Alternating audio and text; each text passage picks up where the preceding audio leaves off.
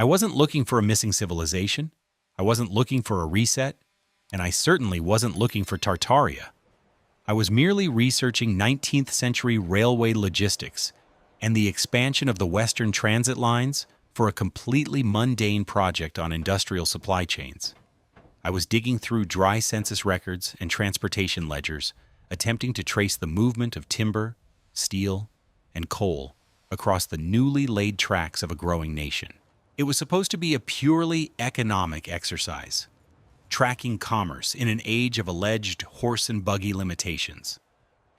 But as I followed the paper trail of the rail manifests, I began to notice a chilling mathematical contradiction hidden within the ink. The cargo wasn't just raw materials. The cargo was human. Specifically, the cargo was children.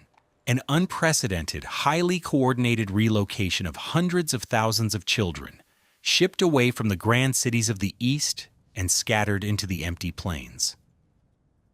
They called them the Orphan Trains. Let us look closely at the archival evidence. Notice the sepia-toned photographs from the mid to late 1800s. Look at the faces of these children, lined up with unsettling precision on train platforms, their small hands gripping meager belongings. We are told there were suddenly hundreds of thousands of them. A spontaneous generation of orphans flooding the streets. The sheer logistical nightmare of organizing, feeding, housing, and transporting this many undocumented minors requires a level of bureaucratic efficiency and infrastructure that supposedly did not exist yet. And yet, there they are, perfectly cataloged, sorted, and loaded onto train cars heading into the vast unknown. When you pan slowly across these high-resolution images, you notice something missing. Where is the grief? Where are the mourning relatives? The official narrative is simple, neat, and contained. It tells us that these children were the unfortunate victims of urban poverty, disease outbreaks, and industrial accidents in overcrowded slums. It was, they claim, a grand philanthropic effort to save them from the gutters and give them the fresh air and hard work of a farm life. But the official explanation collapses. It collapses the moment you apply basic demographic math and logical scrutiny. A city cannot lose the parents of 250,000 children without a documented mass casualty event, a war, a localized cataclysm, that accounts for that exact demographic void. If the narrative is true, then the sheer numbers represent a mathematical contradiction. And more importantly, the explanation collapses when you look at where these children were being held before they were put on those trains. Look at the structures. Zoom in on the high-resolution photographs of the 19th century orphanages and asylums. These were not humble, wooden shelters hastily erected for the destitute. These were sprawling, monumental fortresses of heavy limestone and red brick, featuring massive copper domes, towering spires acting as forgotten antennas, intricate arched windows perfectly symmetrical at a microscopic level, and vaulted ceilings that echo with perfect acoustics.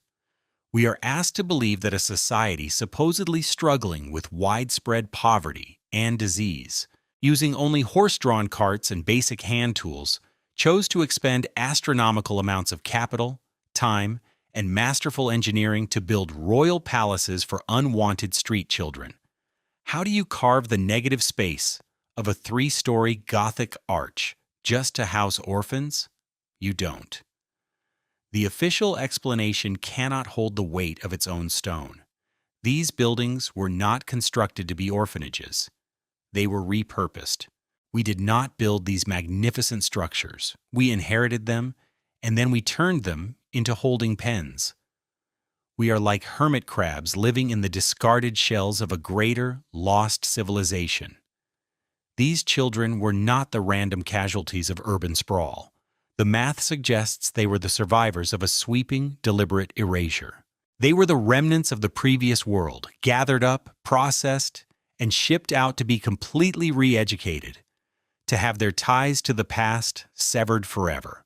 Once you realize that the architecture of their containment is mathematically and logistically impossible for the timeline we are given. The entire story shifts into a dark, forensic mystery.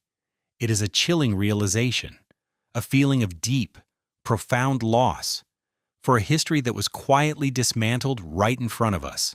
Once you see it, you can't unsee it. If you are finding this investigation valuable, please subscribe to keep this research alive and tell me in the comments, which city are you watching from?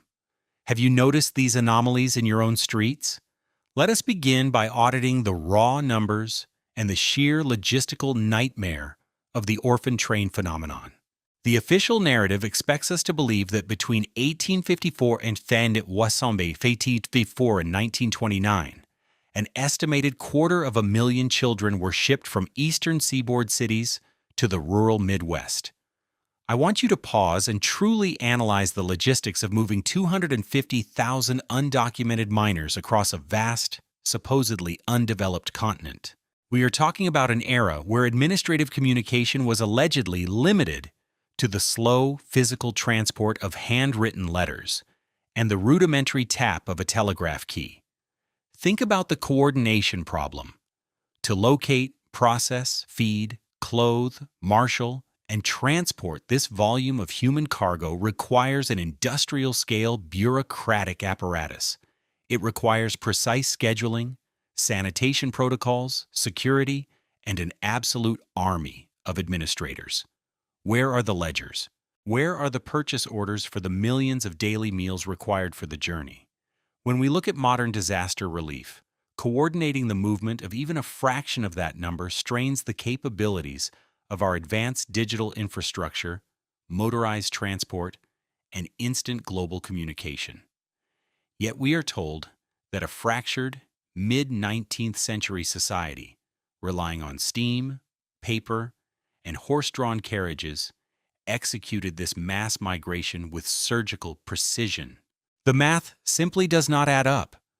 The labor force required merely to manage these children at the departure points would have severely depleted the adult workforce of the cities themselves. If the official narrative is true, then the lack of a massive documented administrative breakdown is a mathematical contradiction. But the impossibility of the administration is only the first layer of the illusion. Let us look at the transportation infrastructure itself. We are told that thousands of miles of heavy iron and steel tracks were laid across mountains and plains by men wielding pickaxes, shovels, and dynamite, working for pennies a day. We are told that the massive, complex steam locomotives pulling these trains were forged and assembled in primitive foundries. Look closely at the archival photographs of these early rail yards. Look at the immense, heavy-duty suspension systems of the rail cars required to carry the weight of hundreds of passengers over uneven terrain.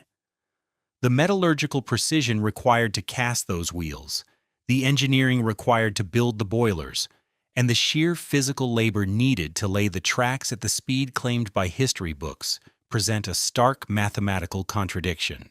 They simply did not have the population, the caloric intake, or the automated machinery to build a continental rail network in the blink of an eye. The deeper you look into the timeline, the more you realize that perhaps they were not laying new tracks at all. Perhaps they were excavating and repairing an older, pre-existing transit network buried under the dirt. And then, we must confront the origin points of this tragic cargo, the holding facilities. Look at the photographs of the great orphanages, asylums, and foundling hospitals of the 1800s. Zoom in on the masonry. These were not utilitarian wooden barracks hastily erected by a charitable society, scraping together pennies. These were monolithic, sprawling palaces of heavy limestone, granite, and intricate red brick. Look at the weathering on the stone blocks at the base of these structures, and notice how often the ground-level windows are half buried in the earth, disappearing directly into the pavement. The official record claims these massive fortresses were erected in mere months, sometimes a year or two, using nothing but horse-drawn wagons, hemp ropes, and hand chisels. Look at the arched windows. Look at the unsettling precision of the mortar lines. We are told that men in wool suits carved repeating, flawless geometric patterns into hard limestone using only rudimentary iron tools and the strength of their arms. Consider the material science and the funding required for such an endeavor. The sheer tonnage of the stone alone presents a transport impossibility for an era of unpaved, muddy roads and primitive wagons. Furthermore, observe the roofs of these so-called orphanages. Notice the massive copper domes and the complex ornate spires reaching into the sky. Copper is highly expensive and notoriously difficult to work with. It requires advanced metallurgical refining and master artisans to shape it over sweeping, curved geometric frames. Why would a city, allegedly struggling so desperately with poverty that it had to exile its own children, expend vast fortunes on ornamental copper domes? What is the function of a towering metallic spire on a building meant simply to house the destitute? And inside these buildings, the acoustics of the grand halls were engineered with a level of sophistication that rivals modern concert venues. Why design a dining hall for street orphans where a whisper can be carried flawlessly for 50 feet? Observe the joinery of the massive oak doors, doors often 10 to 15 feet tall, fitted with heavy, intricate brass hardware. Why build a door 15 feet high for a child? If X is true, that these structures were built as humble charity homes for small, abandoned children, then Y must be false. They would not be scaled for a race of much taller beings, and they would not be crowned with advanced, copper-clad atmospheric energy devices. The timeline they give us is an insult to our logic. The official narrative expects us to believe that during periods of extreme economic depression and supposed technological infancy, local governments somehow summoned the funding, the master masons, and the logistical miracles to construct hundreds of these architectural masterpieces simultaneously. It cannot be done. The tools of the era could not cut the stone with such precision. The transport of the era could not move the materials fast enough. The economy of the era could not pay for the extravagance. Therefore, we are left with only one rational, chilling conclusion. We did not build this world. We inherited it. This brings us to the inheritance theory. We are a successor population. We are like hermit crabs, scuttling into the grand, discarded shells of a civilization far more advanced, far more elegant, and far more capable than our own. We occupy their buildings, we walk their streets, and our history books claim their triumphs as our own. When the reset occurred, when the previous society was deliberately removed, an immense infrastructure was left standing, empty and silent. The grandest buildings, the ones with the copper domes, the acoustic halls, and the massive doors, were not built to be orphanages. They were the civic centers, the healing wards, and the free energy power stations of Tartaria. But the new inheritors, the architects of the reset, needed a place to hold the remnants of the old world. They needed massive, secure holding pens to process the survivors, specifically the youngest, whose memories of the old world could be easily erased and rewritten. They took the majestic palaces of a fallen utopia and repurposed them into bleak prisons for its stolen children. If we confine our investigation to the American Midwest, the anomaly of the orphan trains might simply read as a localized, albeit massive, logistical paradox. But when you pull back the lens, when you begin to audit the global demographic records of the mid to late 19th century, the localized anomaly dissolves into a terrifying worldwide protocol. The pattern repeats, and it repeats with a structural symmetry that defies the historical narrative of disconnected developing nations. Look at the archival photographs from Victorian London. Notice the lines of children, dressed in identical heavy wool uniforms, standing before the Foundling Hospital. Now pan the image upward. Look at the architecture of that hospital.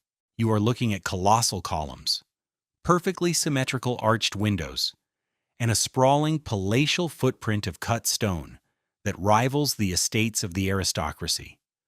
We are told this was funded by charity to house the children of destitute factory workers. Now cross the channel and look at the photographic evidence from Paris. Look at the Hôpital des Enfants Trouvés. The exact same architectural impossibilities apply. Structures of immense, unyielding grandeur, boasting towering ceilings, intricate ironwork, and copper roofing, allegedly built for society's unwanted youth. But the pattern does not stop in Western Europe. Look at the fading silver gelatin prints from St. Petersburg and Moscow. Zoom in on the Imperial Moscow Foundling railway lines. Here we see tens of thousands of children being processed through monolithic classical structures featuring the same impossible masonry, the same acoustic halls, and the same oversized doorways we observed in Chicago and New York. If these were isolated tragedies of local urban poverty, as the official history claims, we would see diverse, improvised, and localized solutions. We would see wooden camps, scattered parish houses, or informal community absorption. We would not see a unified global protocol utilizing identical, monumental stone palaces as holding pens. Simultaneous to the American Orphan Trains, the British Empire initiated what they called the Home Children Program. Between 1869 and the early 20th century, an estimated 100,000 children were gathered from the streets and asylums of the United Kingdom and loaded onto massive ocean liners. Their destination? The distant colonies of Canada, Australia, New Zealand, and South Africa. I want you to sit with the logistical reality of that undertaking. We are talking about outfitting, feeding, and transporting a massive demographic across treacherous, months-long ocean voyages using steamships and early maritime navigation. Look at the passenger manifests of these ships. Notice the meticulously recorded names, the ages, the designated ports of arrival. The sheer caloric requirement to keep tens of thousands of children alive in the belly of a steamship crossing the Atlantic or the Indian Ocean is staggering. It requires an industrial supply chain of preserved food, fresh water, and sanitation that rivaled the logistics of a global military deployment. Who funded the thousands of tons of coal required to power these specific voyages? Who organized the reception centers in Melbourne, in Toronto, in Cape Town? When you plot these mass migrations on a map, tracking the dates, the numbers, and the identical architectural containment centers across continents, the coordination problem becomes impossible to ignore. The official narrative tells us that disconnected governments, separated by vast oceans and allegedly communicating via slow-moving maritime mail, independently came up with the exact same, highly expensive, logistically impossible solution for a sudden, unexplained global surplus of orphans. The mathematical contradiction is glaring. It suggests a central, coordinated effort, a global directive that supersedes national borders. If we apply the inheritance theory, the dark logic of this global movement begins to snap into place. If a worldwide advanced civilization, Tartaria, was systematically dismantled, its technology suppressed, and its grand cities emptied, what do you do with the survivors? You cannot simply eliminate millions of people without leaving an undeniable forensic trail of mass graves that future generations would uncover. The adults, those who remembered the free energy, the atmospheric healing frequencies, and the true purpose of the copper-domed palaces, were dealt with through asylums, sudden wars, and localized cataclysms. But the children were a resource. They were a blank slate. To secure the New World Order, the architects of the reset had to sever the bloodlines. They had to ensure that the new inhabitants of these grand cities believed they were the original builders, or at least the rightful heirs. By gathering the children of the old world, processing them through these massive repurposed stone fortresses, and shipping them thousands of miles away from their ancestral homes, they achieved a total cultural wipe. Look closely at the intake ledgers of the orphanages in New York, London, and Sydney. Notice how frequently a child's name is simply crossed out with a heavy stroke of black ink. A new, generic, easily tracked surname is written above it: Smith, Brown, Miller. This wasn't clerical error, it was surgical precision. It was the deliberate erasure of Tartarian heritage. By changing their names, stripping them of their language, and placing them on farms in the middle of nowhere, the children were fundamentally disconnected from their past.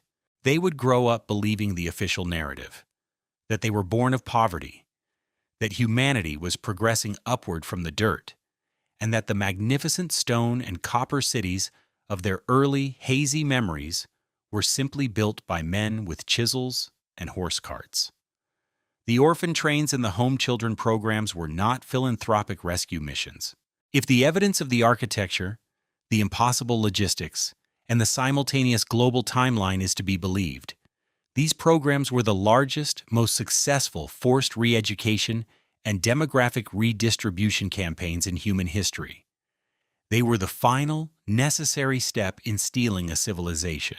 They took the inheritors, erased their memories, and sent them into the wilderness, leaving the grand cities empty and waiting for the new masters to claim them. To execute a demographic shift of this magnitude, one does not simply move the people. One must also systematically erase the memory of where they came from. If 250,000 children were displaced in the American Midwest alone, and hundreds of thousands more globally, there should exist an impenetrable mountain of bureaucratic data. There should be unbroken trails of birth certificates, parental death records, hospital intake forms, and the property deeds of the deceased families. To move a child legally, even in the 19th century, required a chain of custody. But when you actively search for these primary documents, when you try to trace the bloodlines of the orphans prior to their boarding those trains, you do not find a paper trail. You encounter a systemic, almost surgical void. How does an entire generation lose its documented past? You hide a crime of this scale by burning the ledger and tearing down the physical evidence. Look closely at the timeline of the mid to late 19th century. Notice the devastating urban infernos that coincidentally swept through major cities during the exact same decades. The orphan trains and home children programs were running at peak capacity. The Great Chicago Fire of 1871, the Boston Fire of 1872, the Great Seattle Fire of 1889, the San Francisco earthquake and subsequent fire of 1906. The official narrative tells us these were tragic, isolated accidents caused by kicking cows, dry conditions, or rudimentary gas lamps. But if you look at the high-resolution maps of the burned districts, a deeply unsettling pattern emerges. These fires did not just randomly destroy the wooden slums of the destitute. They selectively targeted and hollowed out the grand, heavy masonry financial and administrative districts. They burned the courthouses. They burned the municipal archives. They incinerated the very intake ledgers, the land grants, and the genealogical records that would have proven these dispossessed children had families, estates, and a legitimate heritage. Stone, granite, and heavy brick do not burn to ash from a simple wood fire. Yet archival photographs show these massive, alleged old-world structures completely gutted, their iron vaults melted, their limestone facades blown outward as if subjected to an intense, anomalous heat weapon or directed explosive force. The destruction of the records was not a tragic byproduct of the fires. If we follow the logic of the anomaly, the destruction of the records was the primary objective. This brings us to the targeted phenomenon of the courthouse fire. If you research genealogical history in North America, you will repeatedly hit what researchers call a brick wall anywhere prior to 1850. In county after county, across the states where the orphans were gathered and where they were sent, local historians will tell you that the early records are missing. Why? Because the local courthouse mysteriously burned down. Sometimes it burned twice.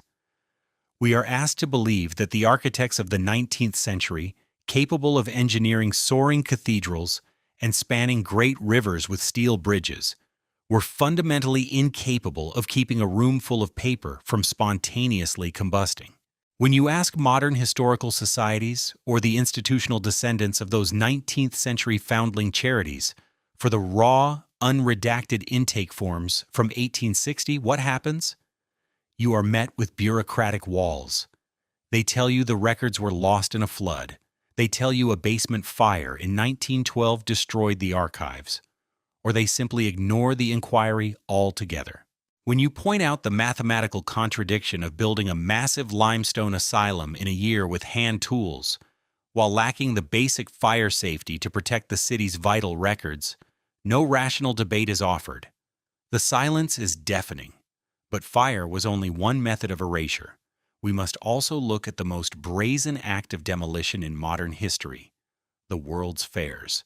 Consider the Columbian Exposition of 1893 in Chicago, the Trans-Omaha Exposition of 1898, or the Louisiana Purchase Exposition in St. Louis in 1904. We are told that these sprawling, breathtaking cities of classical architecture, complete with navigable canals, wireless electric illumination, and colossal, perfectly proportioned statues, were built as temporary amusement parks. We are told they were constructed in mere months out of a highly flammable mixture of plaster and hemp called staff, only to be intentionally set on fire or demolished with dynamite the moment the fair ended. Look at the archival photographs of these fairs. Zoom in on the intricate weathering of the Corinthian columns, the massive scale of the copper-clad domes, and the people in horse-drawn buggies looking utterly alien next to the monumental structures. Does a rational society, still recovering from civil wars and economic depressions, expend the equivalent of billions of modern dollars to build a temporary, classical utopia, only to blow it to dust a year later?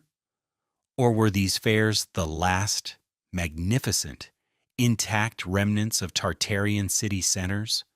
Were these the very neighborhoods, the very palaces of healing and culture, where the stolen children once lived?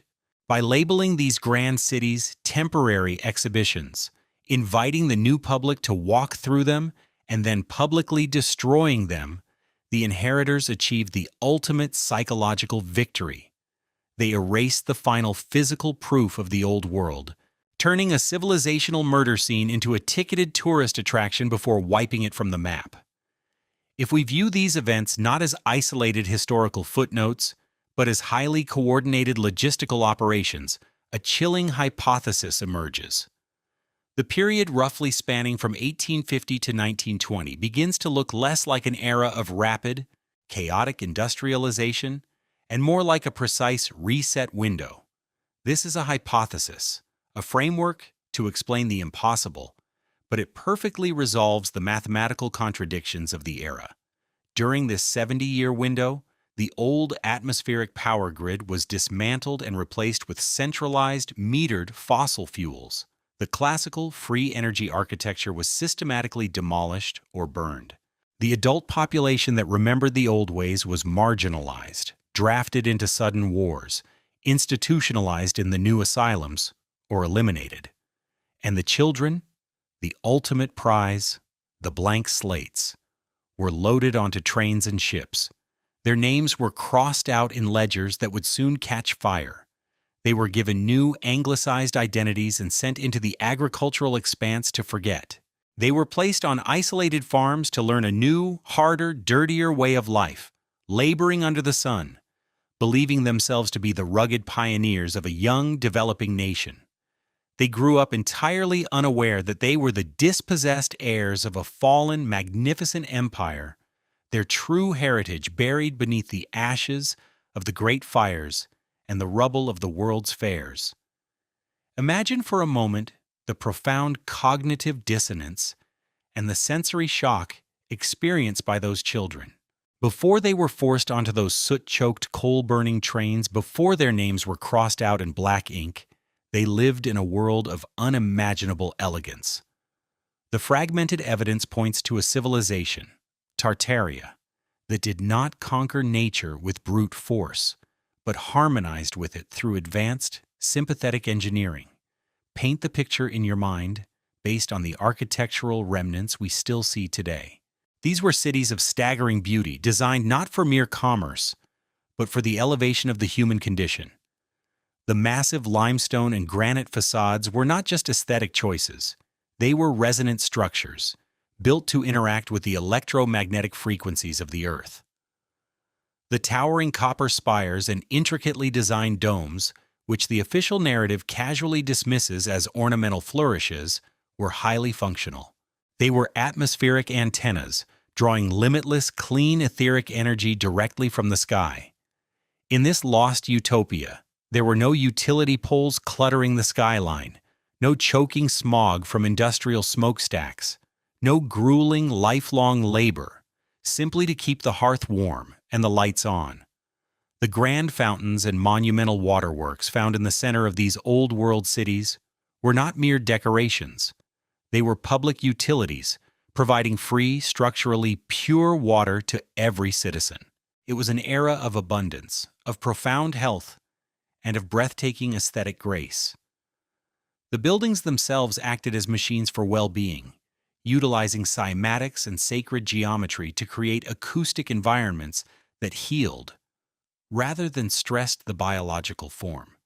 To be a child in that world was to be the heir to a grand, effortless legacy. And then came the reset. The darkness fell. The cities were mysteriously emptied, and the surviving children were gathered into the cold, repurposed halls of the very buildings their ancestors had designed for life and light. They were loaded onto the orphan trains and shipped into the brutal, unforgiving wilderness. Think of the staggering cruelty of this transition. They were taken from a paradigm of absolute abundance and thrust violently into a paradigm of manufactured scarcity. They were handed iron shovels, heavy wooden hoes, and given a new, grueling mandate: survival. They were told they were the wretched refuse of the earth, the unwanted orphans of a developing primitive nation.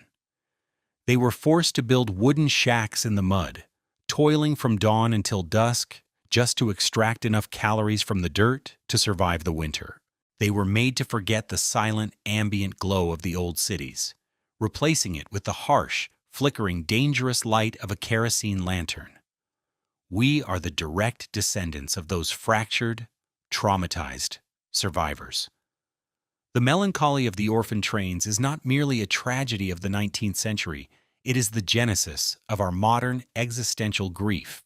We look around our contemporary world today, a world of brutalist concrete boxes, gridlocked asphalt arteries, and a sky tangled with wires delivering metered electricity that we must endlessly trade our labor to afford. We are plagued by stress, by environmental degradation, by chronic sickness, and by a constant, grinding struggle for basic resources. And yet, the official narrative conditions us to look at this gray, exhausting reality and call it progress. We are taught that we are the absolute apex of human evolution, standing proudly on the summit of history. But deep down, in the silent, intuitive spaces of our minds, we know something is terribly wrong. We feel a profound, inexplicable nostalgia for a world we have never consciously known. When we travel to the old city centers and stand beneath the towering, impossible archways of a pre-1800 cathedral, or when we trace our hands along the impossibly smooth marble of an ancient statue, we feel a ghost of that stolen inheritance. We feel the echo of a society that was beautiful, healthy, and free. That feeling of inadequacy, that sense that the modern world is fundamentally degrading and unnecessarily cruel, is not a failure of your modern psychology. It is the suppressed memory of the Tartarian bloodline crying out from the void. We were robbed. Humanity was the victim of the greatest civilizational theft in the known timeline.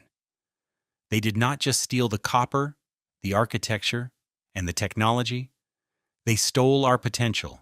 They stole the beautiful future that was our birthright, replacing it with a treadmill of debt and industrial decay. When you realize that the world could be, and once was, a place of free energy and absolute architectural majesty, the anger gives way to a deep, settling sorrow. But this sorrow is also an awakening. When you walk down the street tomorrow, look at the old post office, the bank, the municipal hall. Look at the massive blocks of stone, the oxidized copper roofs, and the basement windows buried beneath the concrete sidewalk. You are not looking at the triumphs of the Industrial Revolution. You are looking at the headstones of your true heritage. Once you see it, you can't unsee it. The illusion is permanently shattered, and the ruins of the old world reveal themselves everywhere you look. So where does this leave us? I began this investigative journey looking for simple answers in the dust of 19th century railway ledgers. I expected to find the mundane reality of industrial expansion, the slow, calculated creep of iron and steam across a rugged, untamed landscape. Instead, I found a demographic black hole. I found hundreds of thousands of children stripped of their identities, processed through logistically impossible stone palaces, and scattered like ash in the wind. The official narrative asks us to accept a reality that defies logistics, demographics, and the very physical limits of human labor at the time. It asks us to believe that a society supposedly struggling with widespread poverty and disease somehow possessed the vast resources to build monumental acoustic masterpieces for its street children, only to abruptly ship them away into the grueling hardships of the frontier. If we trust our eyes, if we trust the math, and if we audit the timeline with the cold, surgical precision of an engineer, the simple explanation collapses. The orphan trains were not a charitable salvation. They were the final, necessary act of civilizational erasure. They were the mechanism by which the inheritors of the realm ensured that the original timeline, the era of free energy, atmospheric harmony, and architectural majesty, was completely severed from the human future. The children were the living bridge to the past, and that bridge was deliberately, systematically burned. But memory is a persistent ghost. It lingers in the DNA. It echoes in the inexplicable melancholy we feel when we look at the old photographs and the impossible structures they left behind in our city centers. When you trace your own genealogy, when you hit that inevitable brick wall in the 1800s, when you see a sudden, unexplained name change or an ancestor who simply appeared on the plains with no recorded parents, ask yourself what you are truly looking at. Are you looking at the poor, ragged pioneers of the history books? Or are you looking at the stolen children of Tartaria? If the timeline is a fabrication, and if the grand buildings of our cities were inherited rather than built by us, then who were we before the reset? And more importantly, what could we be again if we finally remembered? The evidence is all around us, waiting for you to see it. If this video resonated with you, please like and share it to help break the algorithm's silence. Subscribe for the next part of the investigation. The truth is waiting.